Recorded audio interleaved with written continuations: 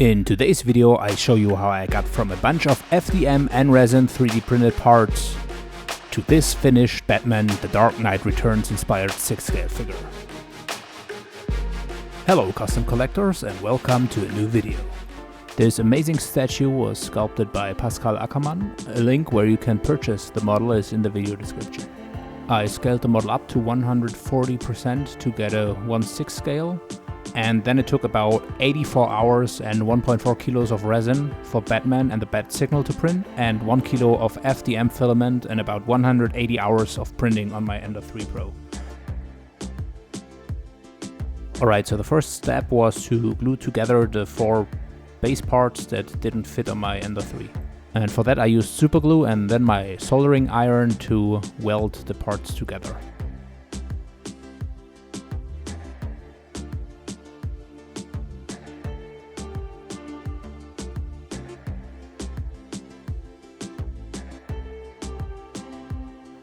Then I used a brush and smudged wood filler all over the base to get rid of all the print lines that you can't avoid with FDM printing.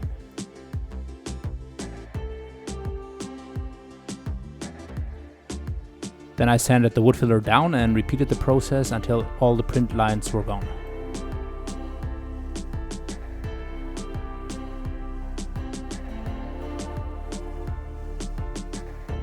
I also sanded the remains of the printing supports for the resin printed parts and glued them together with a 2-component epoxy.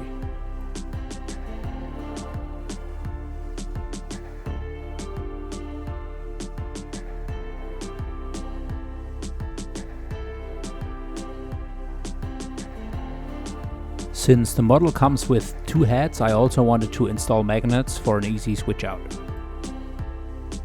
So I drilled holes into the heads and the cape and secured the magnets in the head with super glue.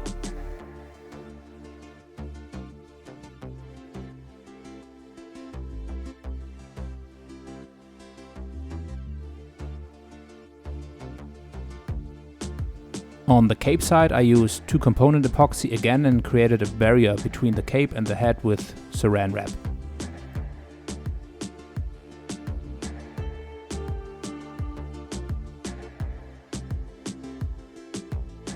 Then I secured the heads in place and waited until the epoxy was cured. To get rid of the seam lines, I first use a bit of Aves epoxy sculpt, which is the red stuff you can see, and then Timia putty.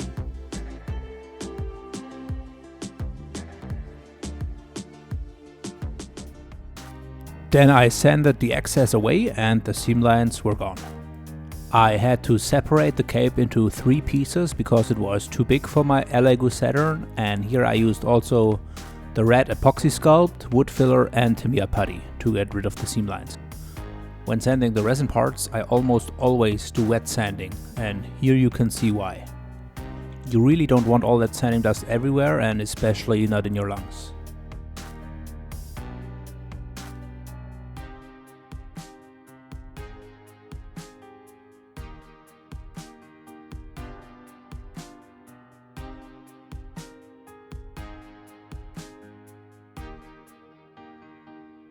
I also superglued magnets to the base and the beams that hold the Bat Signal.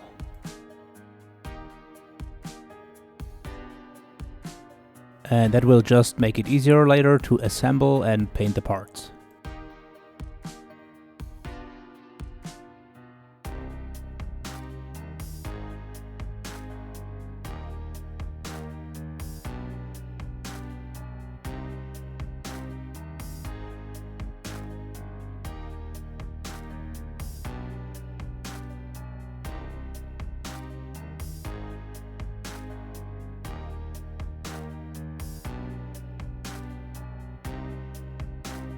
And here you can see how I use the epoxy sculpt and clay tools to remove the seam lines that came after gluing the parts together. I also bought a cheap RGB LED light with a remote, and with a bit of epoxy sculpt, 2 magnets and superglue, I can now easily attach the light to the backside of the Bat Signal and remove it to change the batteries.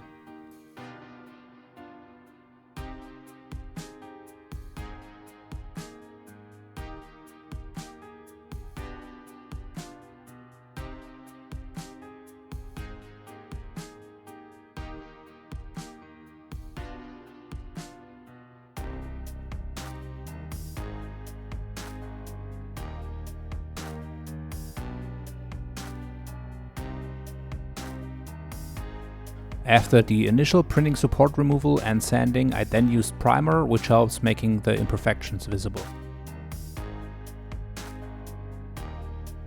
And then it's as simple as going back to putty and sanding until the surface is perfect and you can't see that there once was a nasty seam line.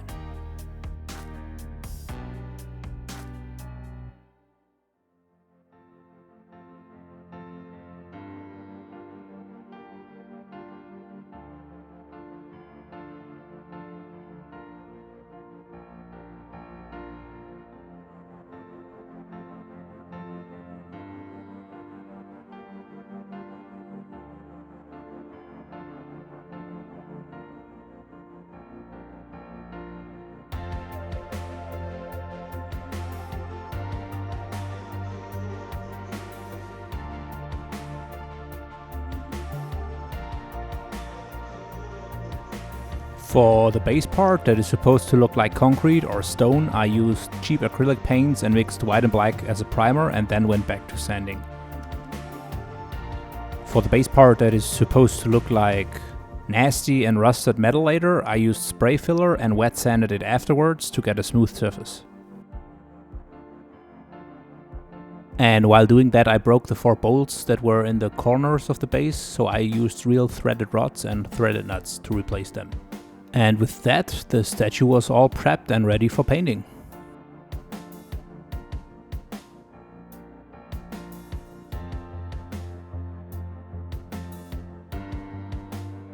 I started by rattle canning the cape in black, and for the part I couldn't reach with the rattle can, I used a paintbrush and game color black.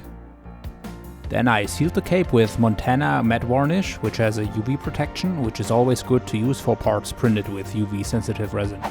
Then I painted all the leather parts of Batman's suit with black. For Batman's eyes, I used ghost gray and pale flash for the skin.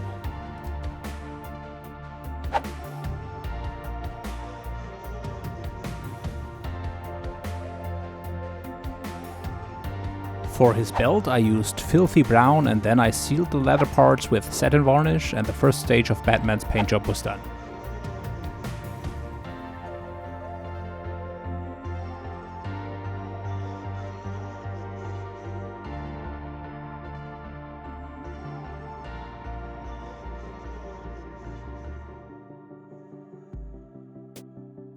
Then I started painting the base by dry brushing the Bat Signal logo with gunmetal and a filler sponge.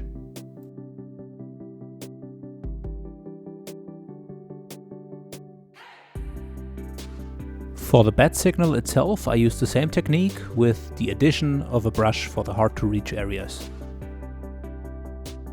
Since Batman is already pretty old in the Batman Returns storyline, I wanted the base to represent that. Hence I'm going for a dark, gritty and rusted look of the base. I started off by base coating everything with Parasite Brown after I rattle canned the parts with a matte black.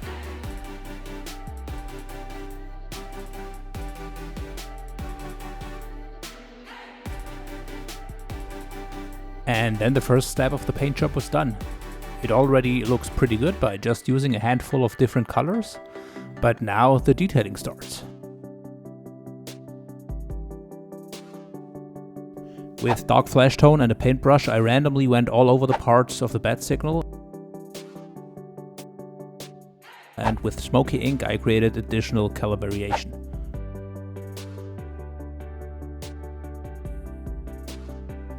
Then I used dwarf skin that I thinned with water and splattered a few dots here and there all over the base.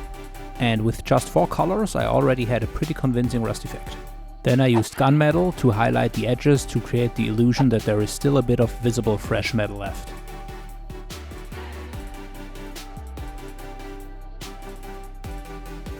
With thinned down charred brown and glaze medium, I toned down the colors.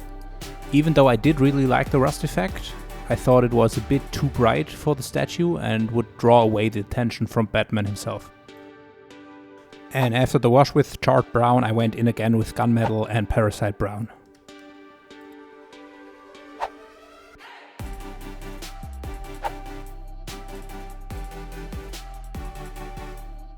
For the final details I used dwarf skin to make the bolts look even nastier, and then I painted the threaded bolts with gunmetal. And with that, the lower part of the base and the bat signal frame was done. For the bat signal, I also used charred brown, thinned down with water, and washed the whole signal with it. With a paper towel and sponge, I removed the excess.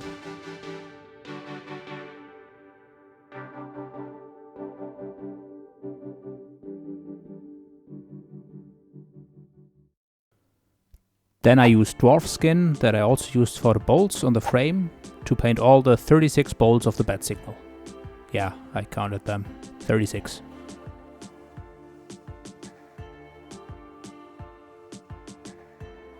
And while you watch me paint these 17 rivets, I would really appreciate a like, a comment and a subscription if you enjoy the video. That would really help me a lot.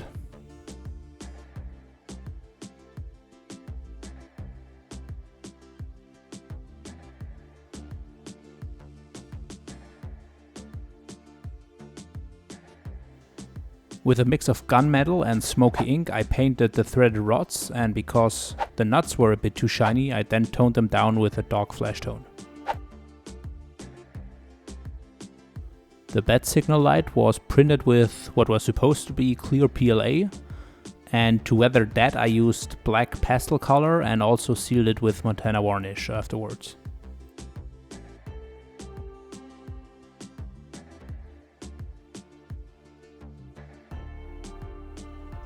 Then I went back to the stone or concrete part of the base and went back and forth with washes and dry brushing until I was satisfied.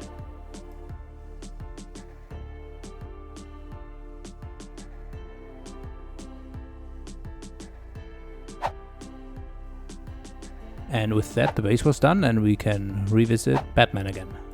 For the fabric part of Batman's suit, I started with sombre gray, but that turned out to be too much on the blue side and made it look more like a pair of jeans than fabric.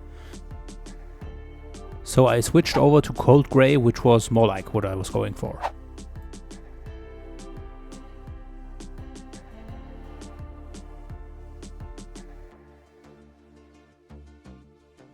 After painting the whole suit, I mixed a bit of black into the cold gray with water and washed all over the suit, dabbing away the excess with a paper towel. Then I went back to black pastel to do shading and to pronounce all the muscle separations.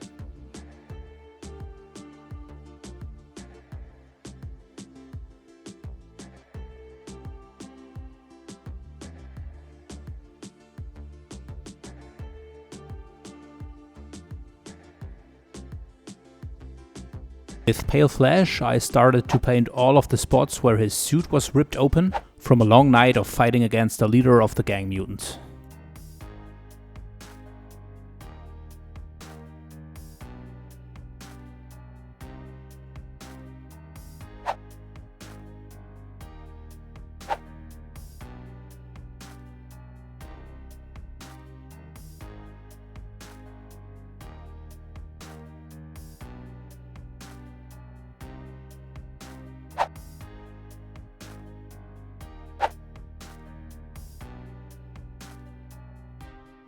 With gunmetal, I painted all the metal pieces on his belt and weathered it with watered down earth color.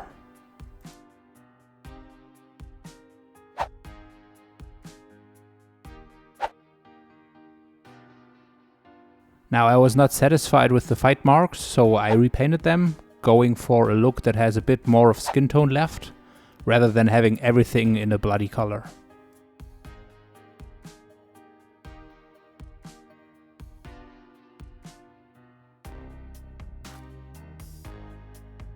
And because pale flash is a little bit too pale, I used khaki to darken it a bit.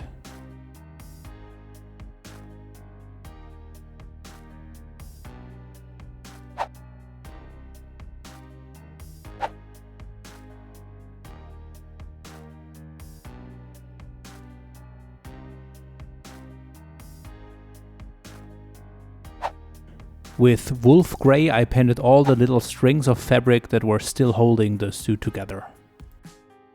With dark flesh tone, I wanted to create the impression of more depth to the cuts.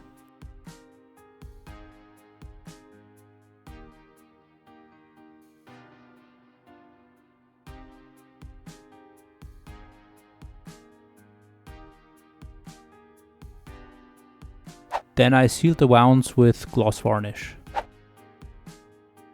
And now we take care of the head sculpt. I started painting the teeth with bone white and the lips with pale flesh mixed with a little bit of bloody red. With blue, red and yellow and water I created washes that I used to tint the pale flesh, which gives a much more realistic look.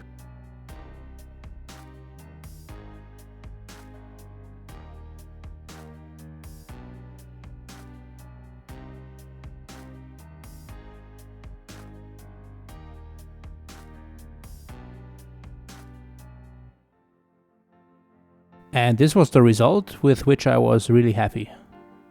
And sometimes when you are already happy with how it looks, it's better to stop there. Which I have not, of course. So I wanted to create a 5 o'clock shadow with the black pastel, but afterwards Batman looked more like he has spent the night in a coal mine rather than spending the night fighting crime in the streets of Gotham. Next time I'd rather try using blue or green tones rather than black.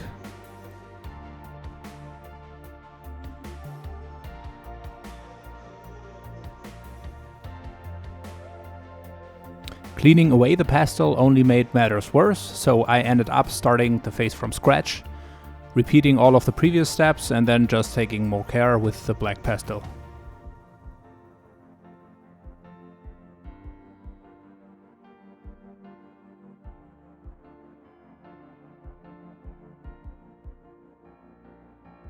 And after a long night of fighting in the dirt, the last step was to dry brush earth color over Batman's cape and suit.